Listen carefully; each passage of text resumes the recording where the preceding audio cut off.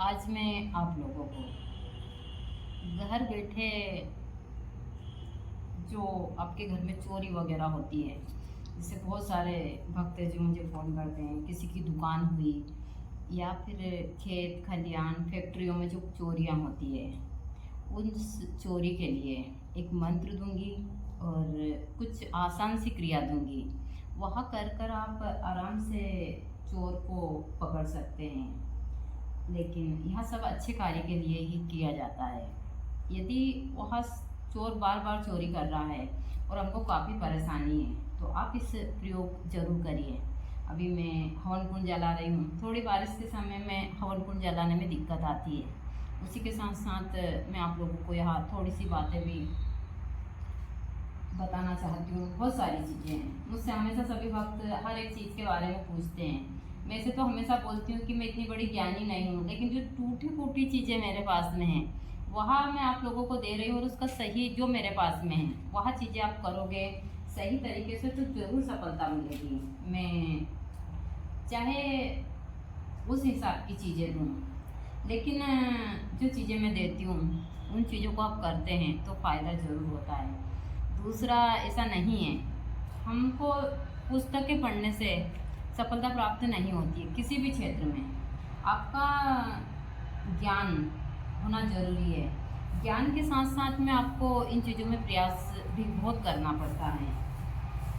तो आप अच्छे गुरु के सानिध्य में जब तक नहीं रहेंगे, आप इन चीज़ों का प्रयोग नहीं कर सकते। जैसे आपने देखा होगा, बहुत मैं अभी कपूर से हवन कुंड जला रही हूँ, तो आपने देखा होगा बहुत सारे लोग आग जला देते हैं पानी से, बहुत सारी चीज़ें। यह सब केमिकल का खेल होता है। आग एक जलती है जो एक हम लकड़ी के घसन से करते, एक अरंडी की लकड़ी होती है। एक अरंडी की लकड़ी को ऐसे रखा जाता है, एक इंसान उस लकड़ी को पकड़ता है, दूसरा उसको नरेटी की जो रस्सी होती है उसी से घींचते हैं, उससे आग पड़ती है, उससे जलता है। पहले हवन कुंड उसी से जलाया जाता था। लेकिन जो लोग कहते हैं कि हम पानी छींटने से आग लग जाएगी, यह सब एक केमिकल होता है जिसको हम हमारी तंत्र की भाषा में बोलते हैं, उसको बोलते हैं जल कपूर। उसको आप ऐसे पहले वो उसको रख दीजिए, फिर आप अपने हाथ में, जैसे कोई घी नहीं डालते हैं, वो शहद की चाशनी बनाते हैं, उसको ऐसे डालते हैं तो उसमें आग लग जाती है। आप ऐसे पानी भी छींटते हैं तो उसमें आग लग जाती है। यहाँ एक जादूगिरी का खेल है। नींबू उड़ाना, यह भी केमिकल से ही उड़ता है, इसमें कोई शक्ति वगैरह नहीं होती है। आज के पहले, बहुत पहले चीज़ें होती थी, कई हजारों वर्ष पहले, लेकिन अब यह सारी चीज़ें नहीं होती है, मैं हमेशा बताती हूँ। उसके बाद भी लोग बाग अंधविश्वास में हमेशा करते हैं। दूसरे बहुत सारे लोग बोलते हैं, जैसे मंत्र में भी बहुत सारे ऐसे मंत्र होते हैं, जैसे मैं हमेशा देवी हवन यहाँ पर करती हूँ, तो ज़्यादातर जैसे सात्विक हवन होता है उसमें स्वाहा होता है। वशीकरण मंत्र में नमः बोलते हैं हम स्वाहा के पहले। उच्चाटन वगैरह सारी क्रियाएं जितनी भी होती है, जितनी गलत क्रियाएं होती है उसमें फट बोला जाता है। तो जो स्वाहा है वह स्त्रीलिंगी है, जो नमः है वह नपुंसकी है, और जो फट स्वाहा है वह पुरुषलिंगी है। तो इनका भी तंत्र में बहुत ध्यान रखा जाता है। जिस प्रकार हमारे यहाँ पर पृथ्वी, जल, आकाश, यह तीनों चीज़ें होती है, उसी हिसाब से हर एक 3 देवता होते हैं, 3 देवी। हमारे यहाँ 3 चीज़ों का बहुत महत्व होता है, तो उसी हिसाब से यहाँ 3 चीज़ें होती है। जैसे एक पुरुषों में हम उसको उस हिसाब से नहीं बोल सकते, तो मैं चीज़ें हमेशा बताती हूँ। तो आप पूरे ब्लॉग में बने रहिए, विस्तार से देखिए। मैं मंत्र दे रही हूँ, और मंत्र के साथ साथ मैं यह चीज़ें भी दूंगी कि आप लोग आसानी से घर बैठे चोर को कैसे पकड़ सकते हैं। तो मैं अभी मंत्र, क्योंकि मैं उस मंत्र का हमेशा उच्चारण करती रहती हूँ, और यदि उस मंत्र को आपने सिद्ध कर लिया, ज़्यादा नहीं, उस मंत्र को अच्छे योग में आप जहाँ भी बजरंगबली का मंदिर हो वहाँ जाइए, वहाँ पर आप थोड़े से कंडे पर धूनी जला लीजिए मंगलवार के दिन, और उस मंत्र को आप 1.25 लाख बार सिद्ध कर लीजिए। जब कोई आपके पास में या फिर आपके घर में चोरी वगैरह होती हो, तो आप एक मीठा पान बनाइए। उस पान को बनाकर आप जहाँ पर चोरी हुई है, और यहाँ चोरी सिर्फ ज़्यादा नहीं, मुश्किल से यहाँ 6-7 दिन की चोरी होगी तो ही पकड़ाएगी। आप सोचते हैं हम, या फिर कहीं अन्य जैसे रास्ते में चीज़ गुम जाती है, बहुत सारे लोग फिर उस हिसाब का, वैसी चीज़ें नहीं होती है। या आपके घर से रकम गई है, दुकान से गई है, गोडाउन से गई है, तो आप वहाँ रख सकते हैं जहाँ से सामान गया है। तो जहाँ पर यह सामान गया, वहाँ एक मीठा पान का बीड़ा बनाइए।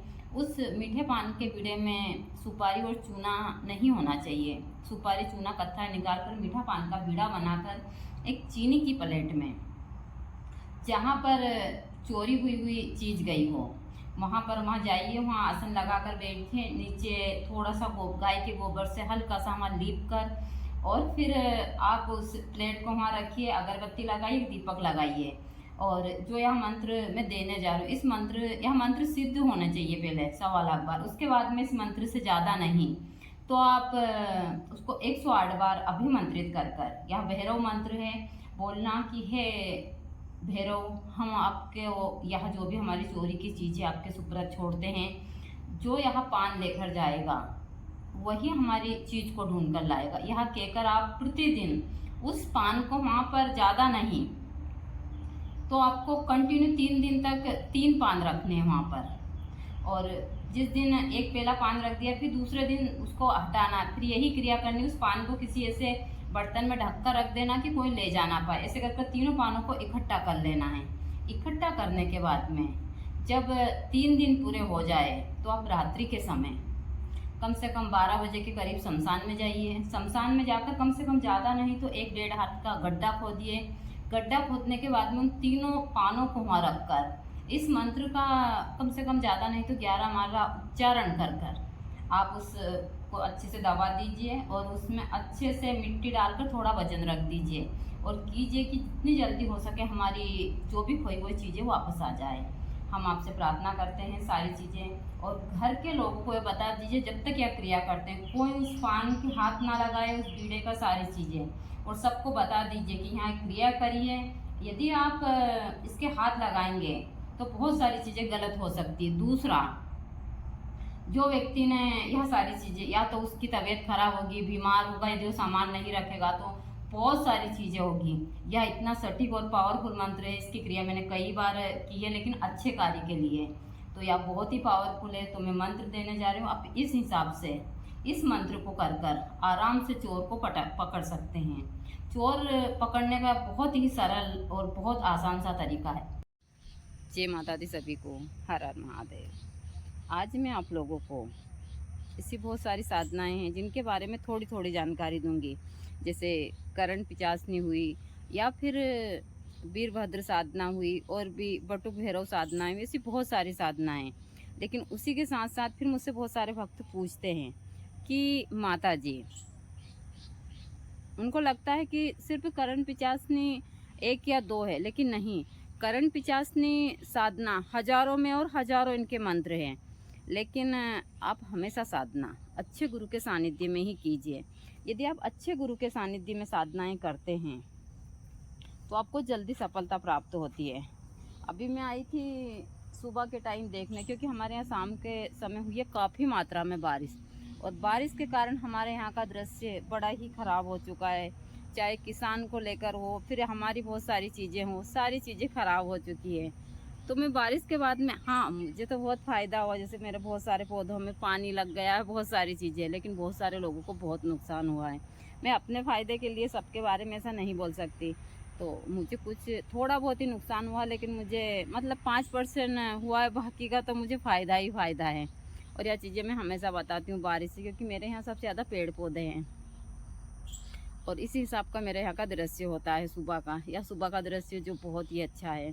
तो जैसा मैं बता रही थी कि चाहे करण पिचासनी हो, या फिर अन्य कोई भी सपन सुंदरी हो, या फिर तारा साधना हो, इन जितनी भी साधनाएं हैं, इन साधनाओं की हजारों में संख्या है, और इनके सबके अपने अपने मंत्र हैं, सबका तरीका है। लेकिन सभी साधनाओं को आप हमेशा, जो भी जितनी भी प्रेस साधनाएं हैं, चाहे वह पुरुष लिंगी हो या फिर महिला लिंगी हो, इनको आपको घर के बाहर ही करना चाहिए। मैं यह चीज़ें हमेशा बोलती हूँ। बहुत सारे लोग हैं जो ऐसा पागलपन करते हैं कि वह घर के अंदर ही साधना करते हैं, और फिर उनका नुकसान होता है।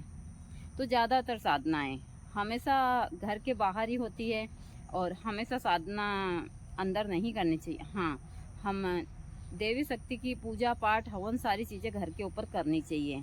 बहुत सारे ऐसे हवन हैं जो हमको प्रतिदिन घर के ऊपर करने चाहिए और मैं इन चीज़ों के बारे में हमेशा बताती रहती हूँ। तो पूरे ब्लॉग में बने रहिए। आज कुछ मैं विशेष यक्षिणी साधनाओं के बारे में जानकारी दूंगी आप लोगों को, क्योंकि अभी आ रही है नवरात्रि। मुझसे बहुत सारे भक्तों ने पूछा है कि माता जी नवरात्रि में हम कोई ऐसी साधना दीजिए जो हम कर कर और अपने जीवन को सुखी बना सकें। दूसरा, मैं हमेशा बोलती हूँ कि स्वार्थ के लिए साधना नहीं की जाती। जो हमारे पहले के ऋषि महात्मा थे वह स्वार्थ के लिए साधनाएं नहीं करते थे। हर एक साधना वह सिर्फ जनहित के लिए करते थे। लेकिन कुछ चीज़ है जो उन्होंने इस हिसाब से सबको दे दी कि शायद लोगों का भला हो जाए, कुछ साधक का। तो बहुत सारी चीज़ें हैं जिस हिसाब से हमारे यहाँ आजकल चल रही है। हर कोई चाहता है कि हम जल्दी से सारी चीज़ों में सफलता प्राप्त कर लें और इसमें बहुत सारे लोग ठगी का भी शिकार होते हैं। तो बिना मेहनत करें किसी भी क्षेत्र में आपको सफलता प्राप्त नहीं होगी। तो यह चीज़ों का आपको हमेशा ध्यान रखना होगा, चाहे साधना का मार्ग हो या फिर आपका जो भी मार्ग हो। मेहनत हर एक चीज़ में लगती है और यह चीज़ें मैं हमेशा आप लोगों को कहती रहती हूँ। मुझे यहाँ जो जड़ी बूटी है, यानी इस पौधों में अभी फूल खिला है, इस फूल को मुझे बराबर 4 महीने लगे हैं। इस पौधे को मैंने लगाया और इसकी अच्छे से देखभाल भी की और अभी भी नहीं करूँगी तो बहुत सारे जो पौधे हैं वो जैसे बारिश के कारण, वजन के कारण झुक चुके हैं, ज़मीन पर गिर गए हैं। यदि मैं इनको ठीक नहीं करूँगी, इनमें मैं कुछ लकड़ियाँ वगैरह नहीं बांधूँगी तो ये थोड़े दिन में ख़राब होकर और गल जाएंगे। तो हर एक चीज़ का उस हिसाब का तरीका होता है। मेरा इस फूल को बताने का मतलब है कि एक दिन में तैयार नहीं हुआ है। इसमें फूल एक दिन में नहीं लगा, इसमें काफ़ी समय लगा है मुझे इसको तैयार करने और मेहनत भी लगी इसमें। मुझे समय समय पर मैंने पानी दिया, समय समय पर क्या, छोटा था तब तो मैंने इसकी अच्छे से देखभाल प्रतिदिन की। लेकिन फिर जैसे जैसे बड़ा होता गया मैंने कम देखभाल की। लेकिन हाँ, मैं देखभाल इसकी हमेशा जब तक यह फूल देगा तब तक ही करूँगी। जिस दिन ये सूख जाएगा उस दिन मैं इसको निकाल कर और सारी दूसरी चीज़ों में काम ले लूँगी। तो इसी प्रकार से साधना का मार्ग भी होता है। आप सोचते हो कि हम 2 या 3 दिन में साधना कर कर और सफलता प्राप्त कर ले, 21 दिन या 40 दिन नहीं, कई की साधना 6-6 महीने की होती है, उससे भी ज़्यादा होती है। और साधना के मार्ग में कभी कभी कई जन्म लग जाते हैं। यहाँ सब नहीं बताते हैं। सब लोग सोचते हैं कि हम बहुत सारी चीज़ें, देखो मेरा काम है आप लोगों को सही चीज़ों की जानकारी देना। सब मुझे मातृत्व की भावना से देखते हैं। बहुत कम लोग हैं जो वासना भरी चीज़ से देखते हैं, लेकिन ज़्यादातर लोग मुझे मातृता और इन्हीं चीज़ों से देखते हैं। तो मेरा कर्तव्य बनता है आप लोगों को सही जानकारी देना। आप साधना के साथ साथ अपना गृहस्थ का उस हिसाब से काम कीजिए। पूरे साल में आप ऐसा समय निकालिए जिससे कि आप अच्छे कार्य के लिए साधना वगैरह कर सकें। तो ऐसी बहुत सारी चीज़ें हैं जिनकी मैं आगे आप लोगों को जानकारी भी दूंगी। तो बने रहिए पूरे ब्लॉग में, विस्तार से देखिए और देखने के बाद में आप यह साधना जरूर कीजिए। आराम से चोर को पकड़ सकते हैं घर बैठे, लेकिन यह काम अच्छे कार्य के लिए ही करना चाहिए। दूसरा, घर के हमेशा सदस्यों को बताइए। यदि पहले तो उनसे पूछ लीजिए, कभी घर के या फिर आपके जो भी फैक्ट्री में काम करने वाले लोग बाग, यदि यह चीज़ की पहले कर दीजिए, क्योंकि इससे बहुत ज़्यादा नुकसान भी होता है। यहाँ तक कि ज़्यादा मतलब ऐसा चोर होता है और वह ज़्यादा ही नुकसान कर रहा है तो उसको बहुत सारी हानि हो सकती है। तो हमेशा यह प्रयोग आप इन चीज़ों को ध्यान में रख कर ही कीजिए। दूसरा, 5-6 दिन की चीज़ गई हुई ही वो इसमें वापस आ सकती है। आप सोचते हैं 2-2, 3-3 महीने की, या सारी चीज़ें बहुत हिसाब से होती है। तो यही सारी चीज़ें तंत्र में इन चीज़ों का ध्यान रखना बहुत जरूरी। फट स्वाहा। ओम नमो भैरवाय। फट स्वाहा। ओम नमो भैरवाय। फट स्वाहा। ओम नमो भैरवाय। फट स्वाहा। ओम नमो भैरवाय। फट स्वाहा। ओम नमो भैरवाय। फट स्वाहा। ओम नमो भैरवाय। फट स्वाहा। ओम नमो भैरवाय। फट स्वाहा। ओम नमो भैरवाय। फट स्वाहा। ओम नमो भैरवाय फट स्वाहा। ओम नमो भैरवाय फट स्वाहा। ओम नमो भैरवाय फट स्वाहा। ओम नमो भैरवाय फट स्वाहा। ओम नमो